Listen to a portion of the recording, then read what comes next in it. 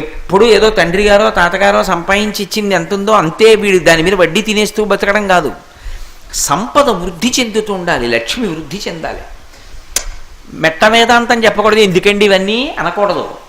వృద్ధి చెందాలి సంపద. అలాగే కోరుకోవాలి, నా ఇంట లక్ష్మి వృద్ధి చెందుగాక అని కోరాలి. కాబట్టి సంపదతో పాటు వృద్ధి, సంపద వృద్ధి చెందడంతో పాటుగా స్థిరత్వము అంటే 6 నెలలు అన్నీ పోయి 3 నెలలు విపరీతంగా కలిసి వచ్చి అలా ఉండకూడదు. స్థిరత్వం ఉండాలి, అంటే క్రమక్రమంగా ఉండాలి ఆ పెరుగుదల. అందుకని స్థిరత్వం అడగాలి.